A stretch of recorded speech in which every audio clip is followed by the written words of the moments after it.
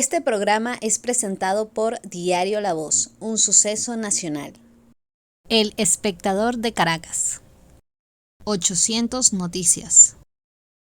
Forum, supermayorista. Compra más, ahorra más.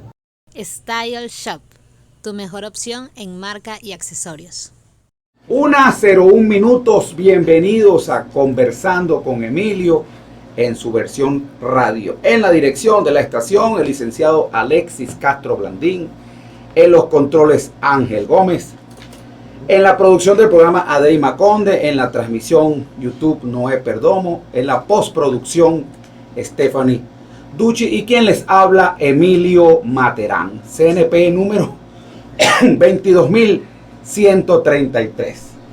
Teléfono de contacto 365-2575, 365-5574. Si usted tiene algo que opinar sobre lo que estamos conversando, o si tiene algo que opinar sobre cualquier cosa, porque este espacio da para todo. Si usted quiere hacer una denuncia que no tiene nada que ver con lo que estamos conversando, también lo puede hacer. Estos micrófonos están abiertos para la gente, para la comunidad. 365-2575, 365-5574. Hoy nos acompaña abogado, investigador de mercado, director de la empresa Episteme, que investiga y planifica estrategias, Luis Enrique Gil, quien acaba de terminar un libro que contiene sus apuntes de teología propia que se titula Yahvé, el Dios de la libertad y la justicia. Y sobre ese tema, Luis Enrique y muchos más, en tu condición de investigador, queremos hablar el día de hoy. Pero vamos a comenzar por el libro. Háblanos un poquito de ese libro, Luis Enrique. Buenas tardes. Buenas tardes, Emilio. Buenas tardes a toda la audiencia de los municipios Plaza y Zamora, y bueno, y más allá. Estos apuntes de teología propia son mis notas y reflexiones en una de las materias que estoy viendo en mis estudios de teología. Teología propia es la teología sobre Dios. Siempre en cada uno de los espacios de nuestra vida estamos relacionados con Dios. Llega el muchacho a la casa y le decimos Dios te bendiga. Aspiramos que nos vaya bien en el trabajo, bueno, si Dios quiere. Y le pedimos a Dios y hablamos de un Dios, pero ¿conocemos realmente ese Dios? Cada vez que necesitamos algo, llamamos a Dios. Pero ¿cuál es ese Dios al que llamamos? ¿Lo conocemos o solamente sabemos algo acerca de Él? Entonces, bueno, de eso trata el libro, de cómo se conoce a Dios, de cuáles son las diferentes teorías o líneas teológicas en Latinoamérica que van comprendiendo los atributos de ese Dios, cómo es el reino de ese Dios, dónde se esconde Dios y cuál es la utilidad de la creencia en ese Dios de la Biblia para nuestra vida práctica, en cuanto a la política, en cuanto a la ecología, en cuanto a la familia, en cuanto al liderazgo. Bueno, pero háblanos un poquito de eso. ¿Quién es ese Dios? ¿Cómo reconocemos a ese Dios en nuestra vida diaria? Más allá de que cada vez que eso es así, cada vez que necesitamos algo, en principio, porque uno para pedir está mandado a hacer, ¿no? Para dar es que no estamos dados, ¿no? Pero para pedir sí. Bueno, en principio, digamos que la mayoría de los venezolanos, más del 95%, es cristiano. Creen en el Dios de la Biblia, sea cristiano, digamos, por la línea católica o sea cristiano por la línea reformada o evangélica. Ese Dios de la Biblia es un Dios que es el mismo Dios del pueblo judío, que tiene una historia en la humanidad. Ese Dios puede conocerse a través de la revelación. La base del cristianismo es que es una religión revelada. Para ser más objetivo, autorrevelada. Lo que Dios ha decidido revelarnos a través de muchas cosas. Como, por ejemplo, la creación es una revelación de la existencia de Dios. Es una revelación general. Todos tenemos acceso a ver lo que Dios ha creado. Y tenemos las revelaciones especiales, que es Dios encarnado, es decir, la obra de Jesús como Hijo. Y la revelación a través de las Sagradas Escrituras. Allí uno tiene una gran cantidad de información para desarrollar diversas teologías. Y la teología, que es el conocimiento de Dios, teo es Dios, logos es un conocimiento inmanente, entonces la teología, por tanto, es el conocimiento de Dios. Entonces tenemos la teología bíblica, que estudia lo que está escrito en su contexto histórico y de misión de la Biblia, pero también tenemos la teología sistemática, que estudia problemas concretos. Dentro de esa teología sistemática tenemos la teología propia, teología sobre Dios, tenemos la teología de la creación, por ejemplo, que Juan Stam es uno de sus grandes expositores, cómo se reconcilia la creación con un plan salvífico de Dios desde el Génesis hasta la tierra nueva o el reino de Dios. Tenemos la teología de la liberación, que la plantea Gustavo Gutiérrez a mediados de los años 70, una teología que influyó mucho o que influye todavía mucho en el pensamiento político latinoamericano, que es el Dios de los pobres, por ejemplo. ¿Dónde se encuentra Dios? ¿Dónde se esconde el rostro sufriente de Jesús? En los pobres. Ahora fíjate, Luis Enrique, y estamos conversando con Luis Enrique Gil, y me entusiasma mucho el tema porque es primera vez que tocamos. Generalmente nosotros tocamos temas políticos, que también vamos a tocar con Luis Enrique porque él es, como lo dijo, es investigador de mercado. Pero esto es un tema que no hemos tocado nunca y le vamos a dedicar un poquito de, por lo menos la primera parte del programa. ¿Cómo es ese Dios en esos estudios que tú has estado haciendo? Te hago la pregunta porque a nosotros los católicos, y me incluyo, nos tienen un arroz con mango. No tienen un arroz con mango porque tú ves a la gente pidiendo, ay Dios, te pido tal cosa. Pero entonces la imagen a la que tú le estás hablando es la imagen de Jesús, que es el Hijo de Dios. Pero resulta que Jesús, que dijo una vez crucificado y muerto, que iba a subir y se iba a sentar a la derecha del Padre, lo cual te hace pensar que hay un Padre, que hay otra imagen. Entonces, ¿cómo es esa imagen? ¿Cómo es ese ser supremo? Es otro. Aquí nosotros le hablamos a Jesús, pero entonces resulta que hay un Dios, o Dios y Jesús son el mismo. Entonces, sí, tú se lo preguntas a la mayoría de los católicos y no te lo saben explicar. Te hablan de Dios, te hablan de Jesús, como te están hablando de Dios, pero entonces cuando le hablan a Jesús, pero se entiende que hay un Dios, entonces tú dices, bueno, ¿Dios qué es? Es un ser inmaterial. Sí, porque ¿cuál es la imagen? Porque la imagen que nosotros tenemos, la cara que nosotros tenemos es la cara de Jesús. Eso se explica con lo que se denomina la doctrina de la Trinidad. ¿Okay? El Dios, eso está en tu libro, por cierto. Hay un capítulo 6. Leonardo Boff y Gustavo Gutiérrez hablan sobre el tema de la Trinidad y es una parte del libro muy interesante. Dios es un Dios único, el Dios de la Biblia es un Dios único que se concentra en tres divinas personas. Esas personas son el Padre, el Hijo y el Espíritu Santo. Esas tres divinas personas viven en comunión, en una especie de yuxtaposición, es decir, se dan el uno al otro. Por eso el Dios de los cristianos es un Dios trinitario, un Dios comunidad. Ese Dios que se funde en tres personas para que se den vida unas a otras. El Padre es el creador, hacia arriba. El Hijo es el racional, el de la inteligencia, el del sacrificio, el que nos libera, cuya obra pues nos limpia de pecado. Y el Espíritu es el que nos ayuda como consolador a entender la palabra del Señor y la voluntad de Dios. Sin espíritu no hay hijo, sin hijo no hay padre, sin padre no hay hijo. Ellos se dan entre sí. Entonces, un Dios único compuesto por una comunidad de personas. Juan, el Evangelio de Juan, capítulo 1, en la introducción, dice: en principio era el Verbo. Ese Verbo era con Dios. Y luego ese Verbo se hizo carne. Y vimos la gloria del unigénito. Es decir, se hizo carne en Jesús, que es el Hijo de Dios.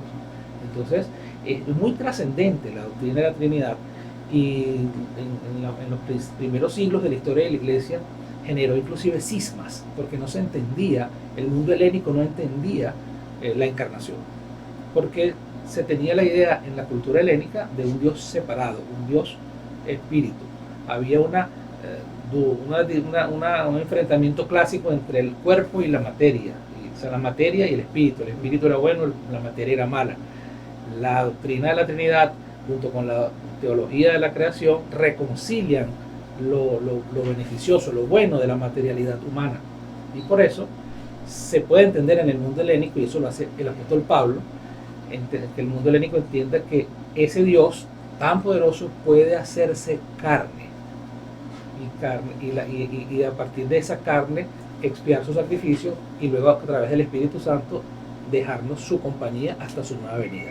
Recordemos que ahí el Génesis, Dios crea el mundo sufre una distorsión por el pecado, Cristo se sacrifica por nosotros y llega el Espíritu Santo a morar en nosotros para acompañarnos en ese viaje hasta la segunda venida de Jesucristo, que es el próximo milenio, o sea, lo que llaman el milenio en la Biblia. De manera que el Espíritu Santo nos acompaña a partir de la muerte de Cristo. Ahora fíjate, tú hablas aquí, acabas de mencionar la Biblia, y uno de tus capítulos habla de la importancia de la creación de la Biblia. Que bueno, como ustedes saben, pues la Biblia se convierte en el documento más importante para los cristianos, donde se recogen todas, desde el nacimiento pudiéramos llamar este movimiento, de la religión cristiana, pasando por las distintas etapas que pasa Jesucristo, y recolectando los apóstoles pues todas esas frases, todos esos capítulos que nos leen en los domingos en la iglesia. ¿Qué importancia tiene la creación de la Biblia según este capítulo que has escrito? La creación en la Biblia. La creación en la Biblia. En la Biblia, sí. Bueno, el tema de la creación en la Biblia es cardinal. Digamos que, como digo ahorita, cuando Dios crea el mundo, crea pues la naturaleza, los animales, y crea al hombre. Y al hombre, mujer y hombre, varón y hembra, los crea a su imagen y semejanza. Esa imagen y semejanza implica no que nosotros seamos como Dios, sino que tenemos atributos que solo los tiene Dios. Por ejemplo, la capacidad de que nosotros podamos crear cosas, inventar cosas. O sea, la capacidad de crear es una capacidad que la tiene Dios, pero no se la otorgó a ninguna otra especie animal, ¿verdad? La capacidad de señorear de la propia creación de Dios. Dios le da a Adán y le da al hombre, a Adán y a Eva, la capacidad de manejar, de señorear, de controlar su propia creación, de ponerle los nombres a los animales. Eso implica una mayordomía ecológica, cosa que también se trata en el libro y que es muy importante para entender por qué todo cristiano debe ser ecológicamente responsable, por ejemplo. Entonces la doctrina de la creación o la teología de la creación empieza con Génesis, pero no se reduce a Génesis, sino que el Éxodo, por ejemplo, cuando es liberado el pueblo judío del cautiverio egipcio, es una nueva creación, es una recreación de la relación con Dios.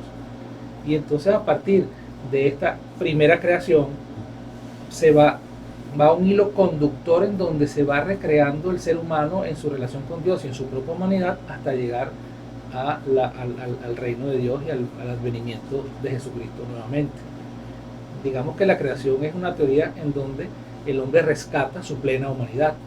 Básicamente, la salvación es poder acceder a la humanidad plena de la que Dios nos dotó. Por eso la creación es buena. Sí. ¿Okay? Bueno, excelente. Quería conversar, Luis Enrique, por supuesto, sobre tu libro. Y el libro ya está en la calle. Bueno, tú tienes el último borrador y lo tienen los amigos, pero vamos a ver cómo lo en cualquier momento. Pues. Pero ya el digital va a empezar a circular. Okay. De forma gratuita. El hecho es que, bueno, Dios creó al hombre, el hombre se desarrolló, Adán, Eva, y llegamos a Venezuela. Ya aterrizamos. Ya aterrizamos, 2022, han pasado 2022 años de toda esta historia que nos ha relatado, y llegamos a Venezuela. Y hay chavismo, y hay oposición, y hay una situación actual que tú conoces. ¿Cómo evalúas tú, en términos generales, para darle entrada de cabida a este nuevo tema, la situación actual que vive Venezuela particularmente, y después la podemos llevar al mundo, o no sé si lo quieres hacer al revés, pero en cualquiera de los casos, el momento actual que vivimos? En el momento actual que vive Venezuela, es un momento que pareciera de calma, pero nada está calmado, calma por arriba, pero todo se mueve subrepticiamente, ¿no? Y hay muchos tableros moviéndose. Pero fundamentalmente Venezuela siempre ha sido históricamente muy proclive a ser afectada por las dinámicas geopolíticas, y este no es la excepción. Antes era la dinámica neocolonial, luego vino la dinámica del petróleo, y ahora viene una dinámica del reordenamiento del mundo. O sea, el mundo está en un nuevo orden, pues. Eso mucha gente lo ve como una teoría de la conspiración, pero no es así. O sea, tenemos más de 15 años con un constante crecimiento del PIB chino, hasta el punto que se volvió sedentario. Y cuando los productos de las naciones se vuelven sedentarios, entonces empiezan los programas expansionistas en lo económico. China tiene un programa que se llama la Nueva Ruta de la Seda.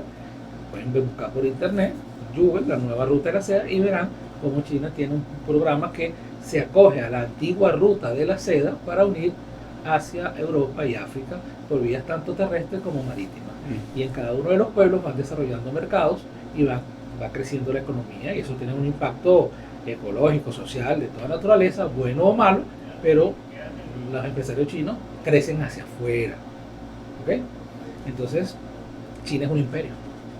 La gente vive diciendo el imperio de Estados Unidos, pero realmente el imperio de China, que tienen 3.000 años. Entonces, eso está pasando, es una realidad. China se está apoderando del mundo, y bueno, lo puedes ver con las inversiones que tiene en Venezuela, que tiene en Latinoamérica, y eso va a cambiar significativamente nuestras realidades geopolíticas, pues. Y es lo que está sucediendo en Venezuela con la participación muy importante de Rusia, que es una competencia directa con Estados Unidos. Simple. Estados Unidos dejó de ser imperio. Estados Unidos es el chacao del mundo, donde la gente va a hacer negocios, donde la gente va a la pasa bien, pero como imperio económico, político, está muy debilitado. Y lo puedes ver con el presidente que tiene. Pues. Tienes a Joe Biden, un tipo que se extravía en la Casa Blanca, y tienes a Trump que quiere regresar, y tienes a Obama por detrás. O sea, esos tipos están enredados. Pues. Esa es la realidad. Y ante ese enredo, los chinos son más organizados, tienen 15 años creciendo, los rusos tienen más disciplina, y le tomaron el patio. Y Venezuela es parte de esa gente. De ese tablero. Claro, Venezuela es la punta de playa de América. Lo que era Cuba primero, después de la Guerra Fría. Cuando cae el muro de Berlín, se acaba la Guerra Fría. Y entonces empieza la infiltración. Y infiltraron a Estados Unidos, basta más no poder, pero te vas por Miami y te encuentras muchísimos empresarios rusos. Bueno, vea las películas son un reflejo mucho de la realidad, ¿verdad? Entonces, pero Venezuela siempre fue muy apetecida por los esquemas de la izquierda internacional. Y bueno, llegaron a Venezuela y han proporcionado en esta disputa herramientas para sostenerse en el poder, para la izquierda internacional, que se la representa el Foro de Sao Paulo. Pues. Bueno, los Estados Unidos no es mucho, sigue jugando, sigue bloqueando, sigue tratando de mantener su hegemonía en Latinoamérica, y bueno, y el gobierno se enfrenta a eso con la ayuda de sus aliados. Cada quien tiene sus aliados. El gobierno tiene sus aliados, rusos, turcos, chinos, y la oposición tiene sus aliados, Estados Unidos y parte de Europa. ¿Tú crees que Venezuela ha escogido acertadamente sus aliados? Estados Unidos era aliado comercial por excelencia, digo yo el más conveniente para los intereses de Venezuela, porque bueno, estamos a escasas 2 horas en avión comercial de los Estados Unidos, de la Florida, que es el primer estado que te encuentras cuando arrancas desde aquí, y era un cliente importante de petróleo que te compraban diariamente, mensualmente te pagaba, constante y sonante, una cantidad importante de dólares. Entonces bueno, ahora nosotros escogimos a China, que nos queda del otro lado del mundo, que mandarle petróleo a China no es lo mismo que mandarle a Estados Unidos. Escogimos de aliados a Cuba, que está más limpio que talón de lavandero, como decía mi abuela, que lo que hace es, bueno, chulianos los recursos. Yo creo que Cuba no nos aporta absolutamente nada.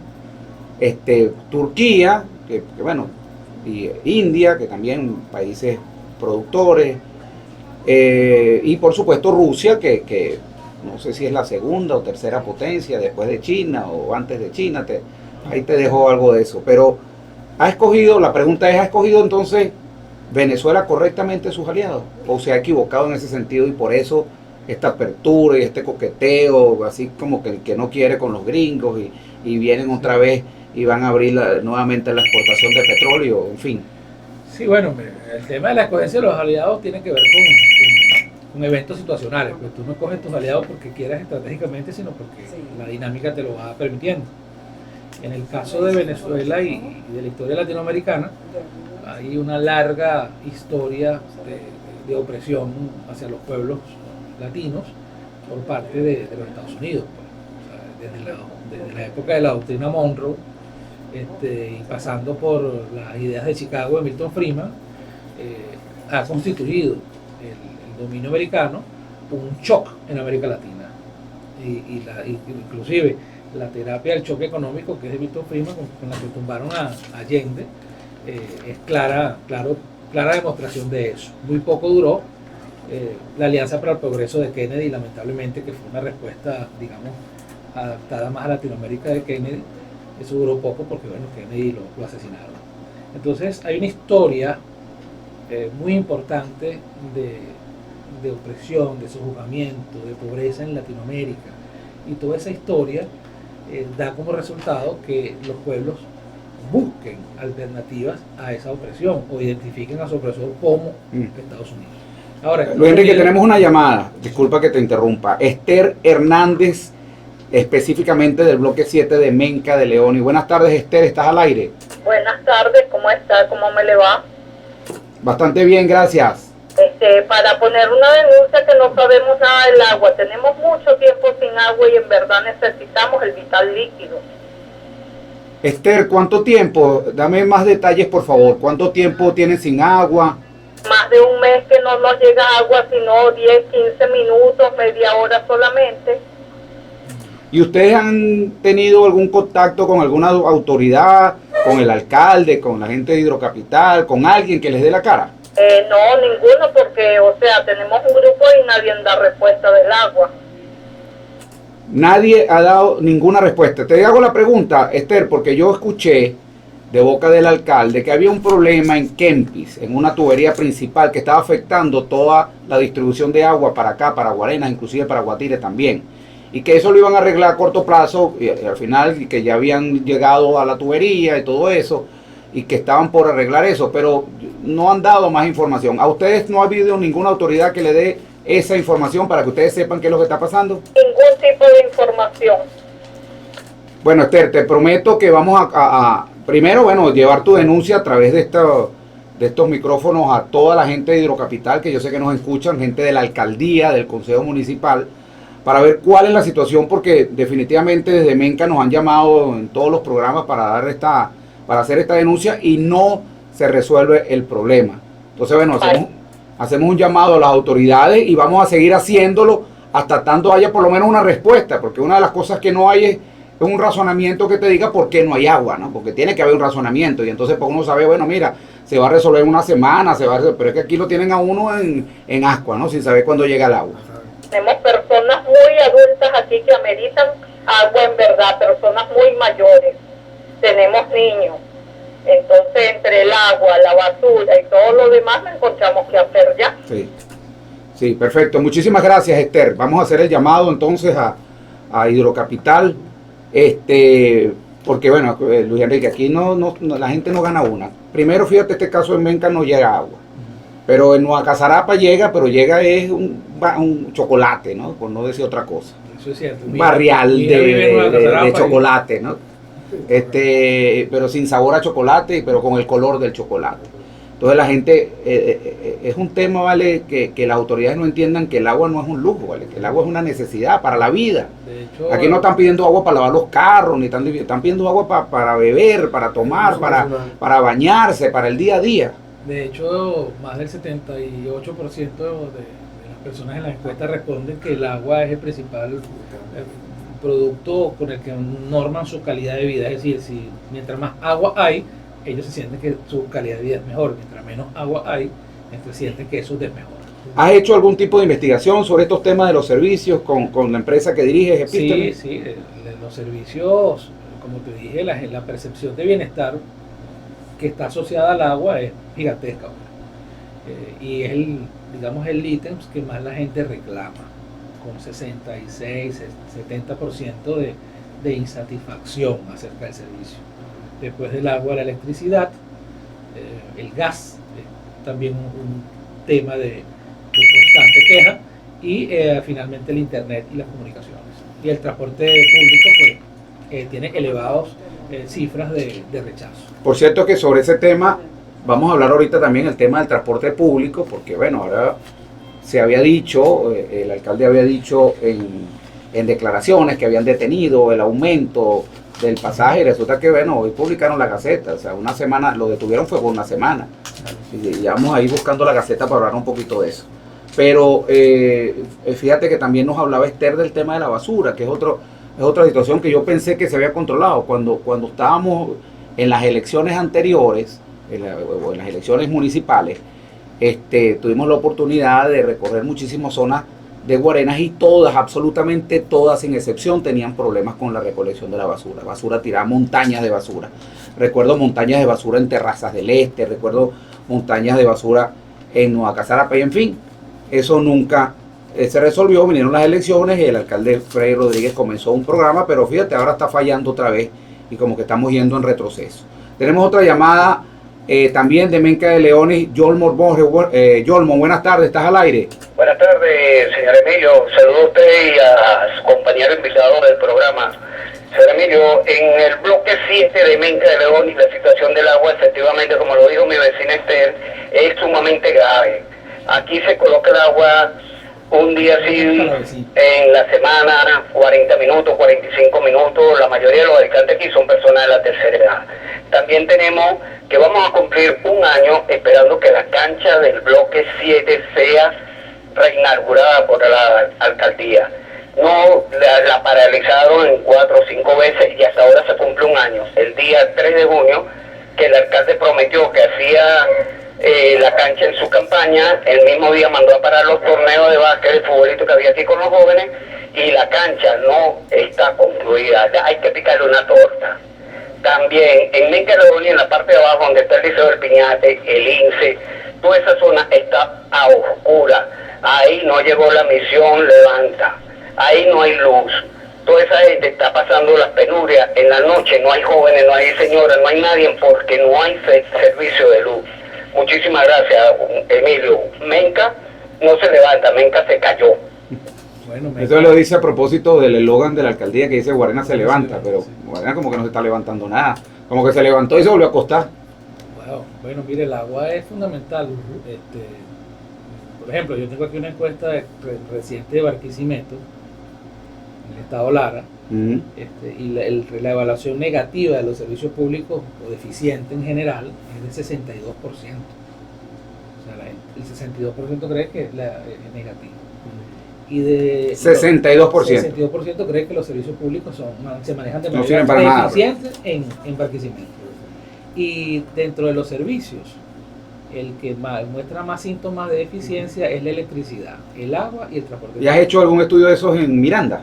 No, en Miranda no he hecho. Todavía no se han hecho estudios en Miranda. Bueno, pero no está muy... Pero podemos lanzarlo, o sea, esos estudios yo lo hago muy fácil a través de los teléfonos y de los mensajes de texto. Porque no debe estar muy alejado. Pero mira, vamos a ir al corte de publicidad.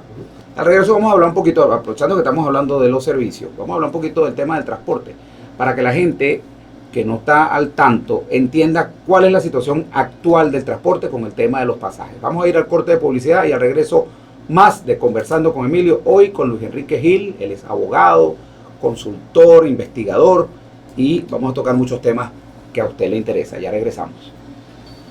Con ustedes. A pesar de la crisis, el diario La Voz cumple su compromiso de informar con imparcialidad y valentía. El impreso, la versión digital y nuestras redes sociales te conectan oportunamente con el acontecer nacional e internacional. Diario La Voz, un periódico para la Venezuela de hoy. Diario La Voz, un suceso nacional. 1:36, estamos de regreso Conversando con Emilio, hoy con Luis Enrique Gil. Él es abogado, investigador.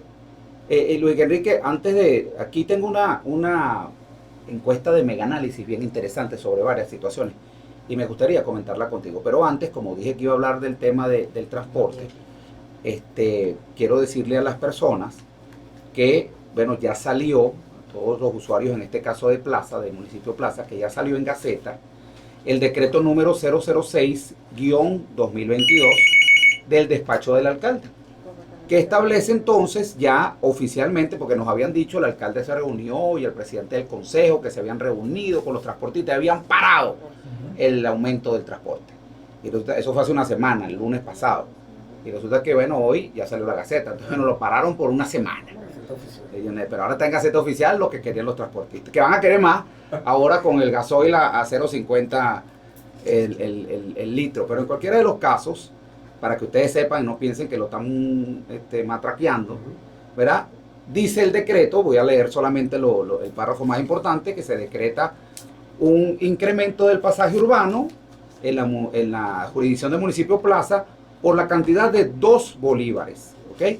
2 bolívares es el pasaje en el municipio Plaza, el pasaje urbano. Los días domingos y feriados, después de las 9 de la noche y hasta las 5 de la madrugada, tiene un recargo de 0.50 céntimos. Eso quiere decir que le van a cobrar 2.50 los fines de semana, los feriados y después y en la noche a partir de las 9 hasta las 5 de la mañana. Las personas a partir de 60 años no pagan pasajes, eso está establecido en ese decreto. Por supuesto, tenemos denuncias que hay transportistas que no están montando a las personas, que le dicen que eso no está claro. Bueno, yo voy a leer aquí. Las personas a partir de 60 años, mediante la presentación de la cédula, gozarán del beneficio de exoneración del pasaje. Eso, díganme ustedes qué es lo que no está claro. O sea, más claro que eso no canta un gallo. Pero bueno, en cualquiera de los casos, las personas mayores de 60 no deben pagar y tampoco los niños menores de 4 años. Eso lo más importante de esa Gaceta, para que lo sepan, 2 bolívares y 2.50 los días feriados. Nos llama John García desde El Milagro. John, buenas tardes, estás al aire.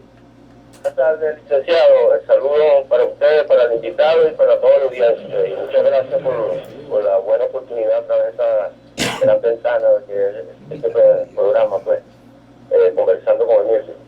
Bueno, ¿aló? Sí, estás al aire, John. Muy interesante, pues, el tema, pues, el tema que toca la cuestión de la fe en Dios, ¿no? Con relación a la Trinidad, al misterio de la Trinidad, como lo llaman, pues, en la teología. Hay un ejemplo que escuché yo una vez, ¿no? Para explicar eso, ¿no? Para aclararlo un poquito, y es el del agua. El agua tiene 3 estados, ¿verdad? El sólido, el líquido y el gaseoso. Entonces, bueno, así mismo, pero a la final es lo mismo, pues es agua, ¿verdad? Y Dios, aunque tiene 3 manifestaciones, tiene el Hijo, Espíritu Santo, es mismo. Un poquito de esa situación, ¿no? ¿Aló? John, sigue hablando, te estamos escuchando. Como que se pierde, entonces tengo que estar verificando, pues de pronto le estoy hablando, ¿verdad? Sí, de pronto te quedas hablando solo, pero no. Lo que tienes que estar pendiente, ahorita que te estamos oyendo, no te muevas de ahí, porque mira que esta señal es, bueno, pues, señal del teléfono es terrible. Con respecto, ¿verdad? A la Biblia, pues, a lo que está escrito, ¿verdad? Parte de ahí mismo, pues, de la idea, pues, de un Dios, ¿verdad? Que creó todas las cosas y que está plasmado a través de esos escritos que componen la Biblia, ¿verdad? Yo digo que la Biblia es como una gran enciclopedia, puede ser, bueno, la idea, pues, que da, pues, un conjunto de libros, ¿verdad? Y cada libro tiene, ¿verdad? Un significado bien importante, una enseñanza, y ahí diversos enfoques, muchos enfoques en la Biblia, ¿verdad? Que abordan los temas de la humanidad, ¿verdad? De muchas maneras, pues, hay temas que tienen que ver con la enseñanza, cómo enseñar al hombre a vivir, pues, a comportarse, pues, en la sociedad, a tener principios, bueno, hacer las cosas correctamente, pues, como Dios quiere que se hagan, pues.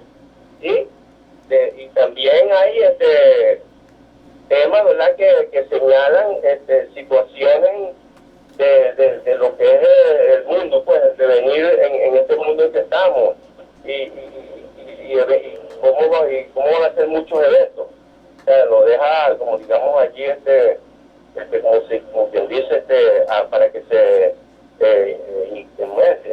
publiquen, pues, y se trate de, como que, de tener una idea, pues, cómo van a ser las cosas, pues, porque hay temas que abordan lo profético, lo que va a ocurrir, lo que y hay pruebas, evidencia de que sí, muchas de esas profecías que están en ¿verdad?, mencionadas, se han tenido cumplimiento. De hecho, ahora con el asunto de la incursión de Rusia en Ucrania, se mencionó, hay una parte que se menciona en la Biblia, un libro profético, que se considera que tiene relación, pues, con esos eventos, e inclusive asocia personajes que están allí. Entonces, todas estas cosas, ¿verdad?, aunque son misteriosas, pues, porque uno no termina como que de considerarlas como que, bueno, así,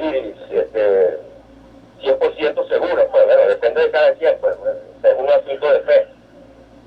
Y tiene relevancia, pues, yo pienso que no puede dejarse a un lado, porque yo creo que, bueno, quedaría la vida en un vacío, pues, y vemos que siempre, ¿verdad?, se toman en cuenta, ¿verdad?, todas estas cosas, ¿verdad?, misteriosas que están en la Biblia, y bueno, y tenemos que como que estar muy atentos y siempre, ¿verdad?, no sé, hacerle caso a muchas de las cosas que están allí, porque son realmente provechosas, pues, porque tienden como que a hacer que se corrijan lo que está mal, pues, en la vida, pues.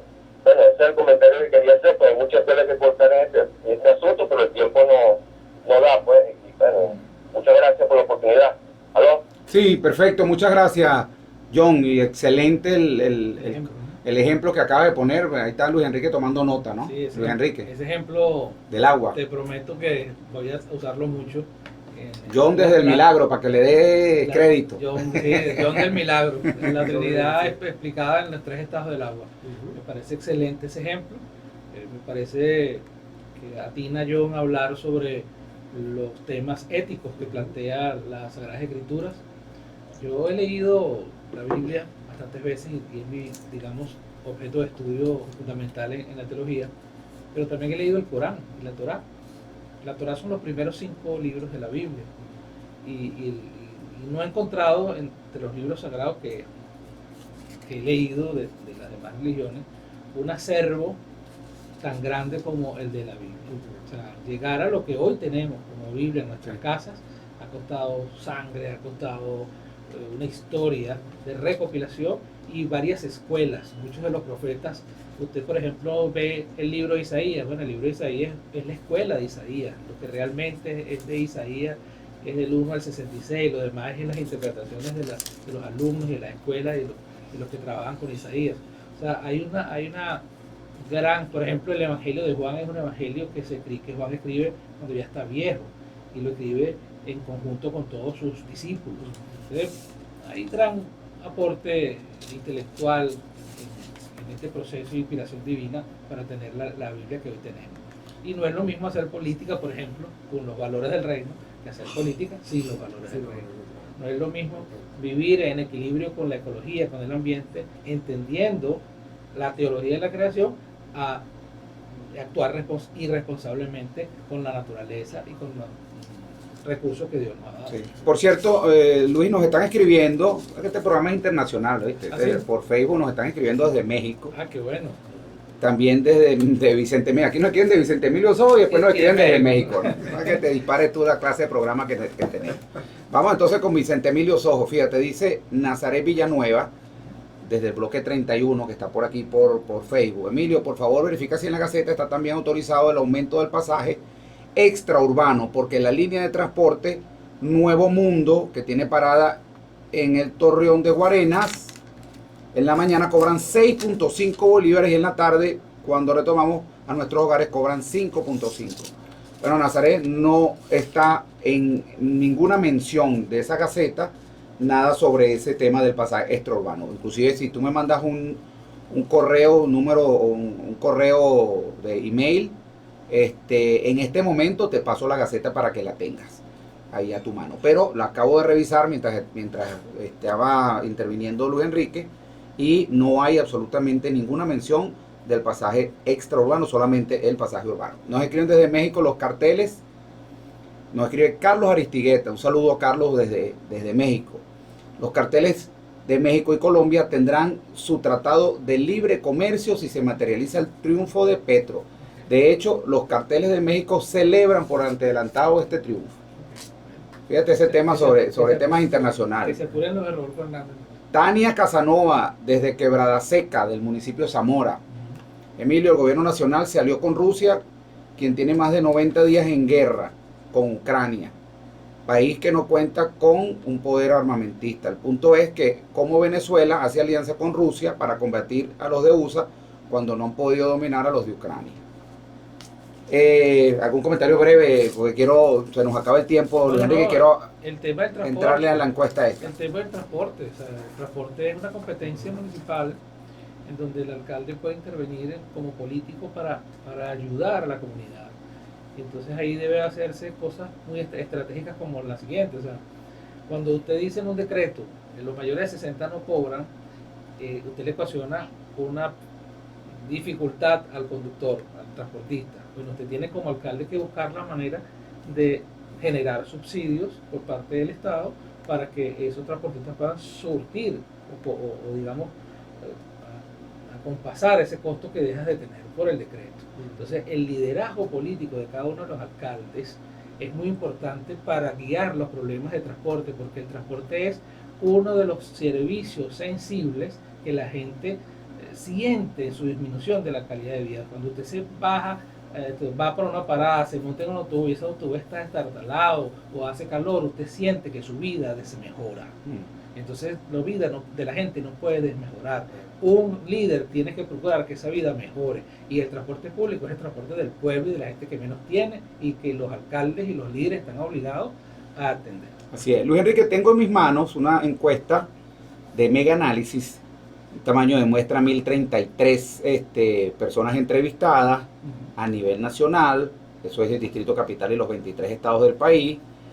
El mecanismo de recopilación fue el tracking telefónico a teléfonos residenciales con un margen de confianza del 97%.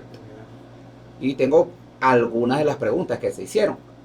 Fíjate esta la hablaba en mi programa de ayer porque me llamó poderosamente la atención. Yo estaba entrevistando a el presidente de la Cámara de Industriales CEMAPS de Plaza y Zamora, de Guarenas y Guatire. ¿Usted trabaja por cuenta propia o tiene un trabajo formal en donde recibe un salario? 20.9% dice que sí, que tiene un trabajo y recibe un salario. Solo 20.9%. 30% dice que está desempleado. 21.5% dice que está jubilado y no trabaja. 27% dice que trabaja por cuenta propia. Y en fin, una Venezuela que, como lo decía Yolmo, Guarena se levanta, Venezuela, ¿cómo es que dice el eslogan del gobierno nacional? Venezuela se está arreglando. Esa es la... Ajá, Venezuela se está arreglando y mira, Venezuela se está arreglando y tiene a un 20% del 100% de las personas, solamente el 20% tiene un trabajo propio. Bueno, fíjate, ahí lo que está planteado para dividir eso en dos categorías digeribles, 47% trabaja, produce, o sea, tiene una actividad productiva, y 51% no trabaja. Es decir, está jubilado o está desempleado. Entonces, eso te reduce la fuerza laboral, la fuerza activa, la fuerza de Aquí lo agrupan 51.6% de las personas no producen. Entonces, tú tienes un gran margen de personas que no están aportando a la producción del país. Por lo tanto, tienes un gran margen de personas que están sufriendo. ¿Por qué? Porque ese 51.6%, si estás jubilado, bueno, está pasando trabajo, porque las jubilaciones no van a resolver el mes. Y si estás desempleado, obviamente estás pasando dificultades también. Entonces, bueno, un país se arregla cuando la mayoría de sus habitantes están produciendo. E inclusive, tú puedes tener a gente jubilada, pero que está físicamente activa, atendiendo otras áreas de la sociedad. O sea, la calidad de vida significa que tú seas útil la mayor o la más prolongada parte de tu vida. El tiempo. ¿Okay? Bueno, Así es. ese 51% no se preocupe, en Venezuela se está arreglando. Bueno, Siguiente gráfica, Luis Enrique. Siguiente gráfica. ¿Usted calificaría como excelente, regular o pésimo el servicio de, y aquí hacen la pregunta por cada servicio? Entonces, agua potable, 77.2% considera que el servicio de agua potable, imagínate un servicio tan importante como es el agua potable, para la vida, repito, no es para el aseo, es para la vida. 77% considera que el servicio de agua potable en Venezuela es pésimo. 11% considera que es regular y solamente 11%, aquí estoy redondeando, ¿ok? Para que te pueda dar el 100%, 11% dice que es excelente. Después el suministro de combustible, 90.3% le da una valoración negativa al suministro de combustible. Y por último midieron el servicio eléctrico, 79% considera que el servicio eléctrico es malo. Fíjate, curioso, ¿no? Que el 90% dijo que el servicio de gasolina es malo, el 79% que la electricidad, o pésimo, que el 79% que la electricidad es pésimo y el 77% de agua es pésimo. En conclusión, los servicios no sirven en este país. Aquí todo el mundo, diríamos un promedio, el 80% de las personas está insatisfecho con los servicios públicos. Sí, es un comentario, promedio, Luis Enrique. un promedio, estaba sacando aquí el porcentaje, el promedio entre los números que dijiste que son 77%, 90 y 79. Entre 3 es un porcentaje casi de 80% Sí. que las personas catalogan como pésimos sus servicios públicos. Sí. Ahora, un país... No hay agua, no hay luz, no hay gasolina. Un país se acomoda, Emilio, si tienes servicios públicos, si tienes electricidad que motoricen las industrias venezolanas, si las personas tienen empleo, si pueden transportarse de una manera decente hacia sus trabajos y de vuelta a sus hogares. O sea, es estructural. El Venezuela se está arreglando, debe ser estructural, no situacional.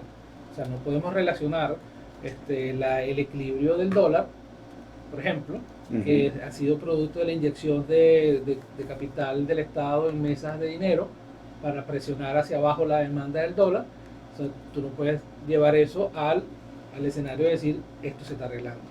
Obviamente que hay un cambio de la Venezuela que teníamos hace un año en medio de la pandemia, en medio de la crisis, a hoy hay más movimiento, pero no puede asimilarse como un cambio, Venezuela se está arreglando. Esa frase creo que es más producto de la propaganda que de otra cosa. ¿Usted cree, otra pregunta, mírame esta, ¿no? ¿Usted cree que el socialismo trajo a Venezuela bienestar, progreso y un mejor futuro para las personas, o por el contrario, produjo mal vivir, retrasos para el país y desesperanza en la gente? ¿Qué crees tú que va a salir aquí, Luis Enrique? Seguramente ¿Qué votarías tú? Te llega y te dice, mira, ¿usted cree que el socialismo trajo bienestar? No, pues ¿Qué dirías tú? El socialismo es nugatorio del desarrollo. O sea, toda ideología que comienza destruyendo los elementos de producción no puede traer progreso a un país, pues, por diseño. Entonces el socialismo se enfrenta al capitalismo, destruye los medios de producción, se apropia de ellos. Es imposible que pueda haber... No, y si se apropia de ellos para que sirvieran, buenísimo, sí, pero... Tenemos una llamada, Raúl Alcántara, desde el sector 1 de Trapichito. Raúl, buenas tardes, estás al aire. Buenas tardes, Emilio, ¿cómo estás tú, chico? Me encanta tu programa, excelente. Mira, yo voy a comenzar con una pequeña disertación sobre la Sagrada Escritura. La Sagrada Escritura dice que la crítica de lo que se conoce es calumnia y el calumniador es vil. Ahora bien, ¿por qué te digo esto? Uno como comunicador social debe ceñirse a los hechos, es decir, debe trabajar con el hecho jurídico-científico. El hecho jurídico establece que tienes que tener elementos de convicción en la mano para poder hablar, porque si no, imagínate tú. Y el hecho científico dice que no hay que demostrar nada sino comprobar hechos. ¿Por qué te digo todo esto? Por sencillamente una razón. No soy ni de un bando ni del otro, pero hay cosas que a veces lo molestan a uno en los programas de radio, porque a veces se sesga la noticia y se lleva hacia un lado que no debe ser. De manera que yo me gustaría que el periodista, el término elitesco, se parcialice con esa profesión de informador, comunicador, periodista, y entienda que cuando debe transmitir una noticia debe hacer investigaciones profundas, llegar hasta la raíz del hecho y luego opinar. Muchísimas gracias y me disculpa el abuso. Raúl, no sé si estás todavía al aire, pero no habla, no, ya cortó. No dijiste nada concreto. O sea, ¿cuál es la noticia? ¿Cuál es lo que te molestó? ¿Cuál es la noticia que se informó que tú no estás de acuerdo? Solo, por favor, si puedes llamarnos nuevamente. No me dejes con esa aquí al aire. Mira que yo soy más picado que el carrizo. A mí no me gusta que me tiren esa piedra y entonces no te puedo contestar porque no sé qué me preguntaste. Por favor, si nos puedes llamar. El socialismo, 68.9% de las personas encuestadas piensan que el socialismo trajo mal vivir, retrasos para el país y desesperanza. Luis Miguel. No sé si era la respuesta que tú tenías, pero Raúl. Tenemos a Raúl, espérate un momentico. Tenemos a Raúl Alcántara del sector 1 de Trapechito. Raúl, aclárame por favor tu molestia. La molestia se produce por un hecho que salta a la vista. Tú hablas de los servicios públicos. Es muy cierto, los servicios públicos están fallando, pero hay causas remotas que impulsan a que los servicios fallen. Vamos a darte un ejemplo. Falló, por ejemplo, por citarte un hecho, la represa del Guri falla. Las bombas de envío de agua trabajan con energía eléctrica. Eso por ahí ya crea un problema, no solo en ese aspecto. Y el suministro de agua falla evidentemente por esa causa primaria. Entonces hay muchas cosas que realmente yo creo que hay que escudriñarlas con un poquito más de sencillez, de cariño, de amor. Yo reconozco que están fallando muchos servicios, reconozco que hay cosas que no están debidamente hechas como debe ser, pero evidentemente que hay cosas que por ejemplo Rusia, Ucrania. Oye, compañero, eso hay que analizarlo muy bien para poder opinar sobre ese hecho. Entonces, no es que esté ni con el socialismo, ni con el comunismo, ni con la derecha. No estoy con ninguno. Estoy con la justicia, con la verdad, que eso es lo que debe privar. Y me disculpas el gran abuso, pero eso fue lo que me molestó. Perfecto. Raúl, primero nada, no tengo nada que disculparte. Te agradezco muchísimo tu intervención porque este programa se trata de esto, de que la gente pueda opinar o a favor o en contra. Esto no es porque la gente me llame para darme la razón. No tendría sentido tener un programa para... Es más, sería demasiado aburrido que todo el mundo me diera la razón. Y esa disertación con respeto te la agradezco e invito a las personas a que lo hagan. Tengo una opinión distinta a la tuya. Yo pienso que hay un problema de incapacidad gerencial que nos ha llevado a donde estamos, que el tema de los servicios, por supuesto, hemos tratado, fíjate, de invitar personas de Hidrocapital, de Corpocentro, lo he pasado inclusive por escrito, puedo mostrarte cartas que tengo firmadas, recibidas, invitando a los gerentes de Hidrocapital y no he tenido la posibilidad de que vengan a visitarnos y que puedan darnos su opinión. Entonces uno va agarrando la información así como por pedacitos, ¿no? Y la información que tengo del agua la obtuve por mis propios medios, no porque ningún ente de gobierno me la haya suministrado. Y a veces no es fácil, y bueno, y el problema de Corpocentro lo estamos viviendo aquí, nosotros estamos transmitiendo desde el Centro Comercial Nueva Guarena. Este centro comercial tiene más de 1 año y 7 meses sin luz, se quemaron los transformadores, y bueno, la incapacidad manifiesta de Corpocentro de arreglar esos transformadores nos han obligado, bueno, que aquí para poder estar al aire tuvo que venir unos obreros de la empresa, tirarnos un cable y un mientras tanto que lleva 1 año y 7 meses. Entonces eso me lleva a hablar muchísimo, a hablar muy mal del servicio que presta Corpocentro aquí en la zona y de Hidrocapital, con el tema del agua sucia que se recibe, por ejemplo, en Nueva Casarapa. En fin, pudiera hacer un programa solamente de eso, pero lamentablemente pues son las 2:00 y se nos acabó el espacio. Luis Enrique, un mensaje final y repito, muchísimas gracias Raúl por tu llamada, de verdad que la aprecio. Sí, bueno, ciertamente Raúl tiene mucha razón cuando dice que hay que purgar para poder hallar el dato, y el dato es la fuente del análisis.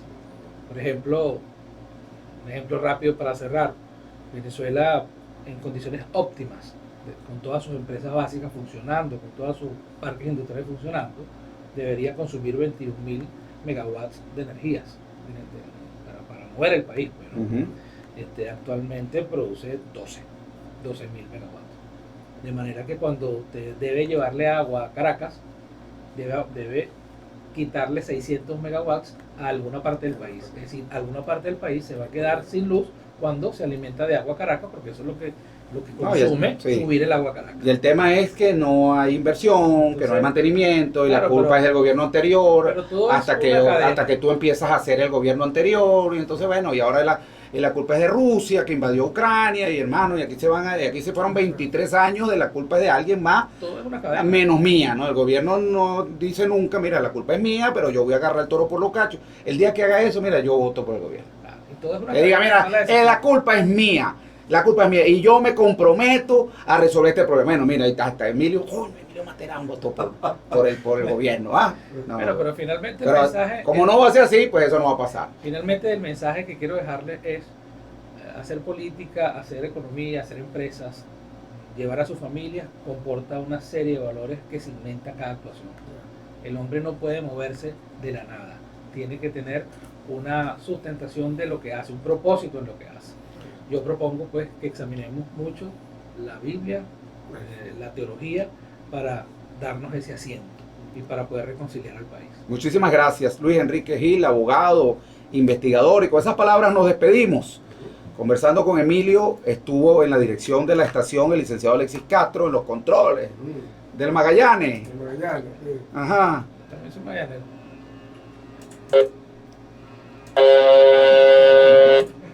Ángel, se quedó pegado ese barco. Ángel Gómez, me dice Luis Enrique también que él también lee Magallanes. Pero aquí estamos los caraquistas también. Adeima Condi del Caracas, en la producción, en la transmisión. Ajá, ponme mi león ahí, pero así encadenado como me pusiste el barquito ese. El peñero. En la transmisión en YouTube, Noé Perdomo, en la postproducción del programa. Ustedes pueden encontrar este programa, si no lo escucharon completamente y lo quieren escuchar, en YouTube. Y a partir del lunes ya lo pueden buscar en YouTube, Conversando con Emilio, entrevista a Luis Enrique Gil, y ahí van a encontrar este y todos los programas que hemos hecho. Quien les habla, Emilio Materán, invitándolos para un próximo programa. El próximo jueves estaremos aquí, y el jueves que sigue estaremos desde Yare, porque vienen los Diablos de Yare. Vamos a estar transmitiendo en vivo en 15 días. Vamos a hacer esa transmisión en vivo desde el municipio Simón Bolívar, en Yare, Estado Miranda, para todos ustedes. Será entonces hasta el próximo jueves a la 1 de la tarde. Chao, chao. Este programa fue presentado por Diario La Voz, un suceso nacional. El Espectador de Caracas. 800 Noticias. Forum Supermayorista. Compra más, ahorra más. Style Shop, tu mejor opción en marca y accesorios.